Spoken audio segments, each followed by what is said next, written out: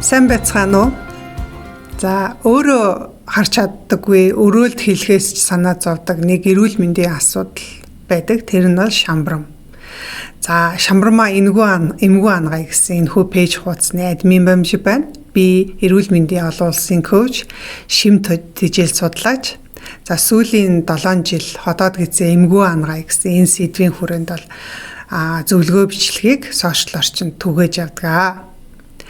За тэгэхээр хоол боловсруулах зам бол бидний ам даваад амны хөндийгөөс залгуур хоолой, улаан хоолой ходоод гээд явсараагаад нарийн бүдүүн шулуун гэзгээд төгсдөг.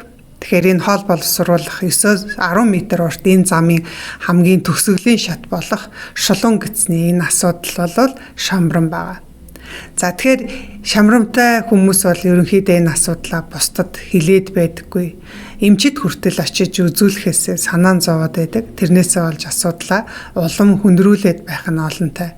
Тийм учраас бид нар ийм шамбрамд шаналж байгаа шамбрамтай ийм хүмүүс зориулсан зөвлөгөө бичлэгийг энэхүү хуудасаараа хүргэж байна. За шамбрамын гол шалтгаан бол өтгөн хаталт байгаа. Тэгэхээр бид нэр өтгөн хаталттай байвал түүнийг хоолоороо хүнсээрээ яаж өтгөн хаталтыг зогсоох уу, өтгөн хаталтаас яаж сэргийлэх үү гэдэг талын зөвлөгөөг хүргэн мөн хэрэгтэй иллэг дасгалуудыг бас зааж өгнө. За шамбрам бол маш их шаналгаатай, зовиортой юм асуудал.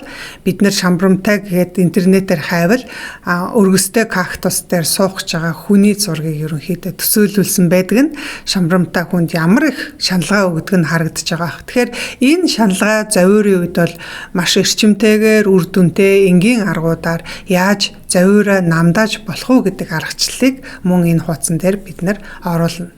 За шамбрамтай хүмүүсийн мөрдөх хоолны дэглэм гэж байна. Мөн амьдралын хэв маягаа өөрчлөх, мөн эрүүл ахуйн арчилгаа, цэвэрлэгээ бол их чухал байдаг. Тэгэхээр тэр талын мэдээллийг ч гэсэндээ энэ хуудсан дээрээ бид нар бас хүргэж байх болно.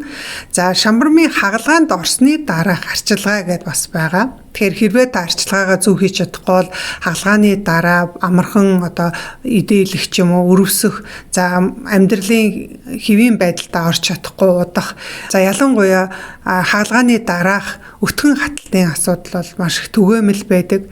За тэгэхээр дахин шамбрам үүсч хагалгаанд орохгүй тул таны амьдралын хэв маяг хоолтыг бас өөрчлөх зайлшгүй шаардлага гардаг. Тэгэхээр бид нар эдгээр асуудлуудын хүрээнд та бүхэнд хэрэгтэй мэдээлэл зөвлөгөөг өгөхөөс гадна манай төвийн хувьд хоол боловсруулах замын асуудлын үед хийдэг нөхөн зэргийн эмчилгээг бас та бүхэнд зөвлөнө. За хэрвээ танд энэ талын мэдээлэл хэрэгтэй байгаа бол эсвэл таны ойр орчинд яг иймэрхүү асуудалтай тулгарсан хүн байгаа бол та манай хуудсыг дагаарай. Тэдгээр хүмүүст хэлж түгээж тус болоорой. За ингээд цуврал мэдээллээ бид нэр 7 хоног болгон тогтмол гаргана. Тэгэхээр манай хуудсыг дагаж лайк дааран бидний ажлыг бас дэмжээрэй гэж та бүхнээс хүсмээр байна. За ингээд дараагийнхаа бичлэгээр утгагүй уулзцгаая.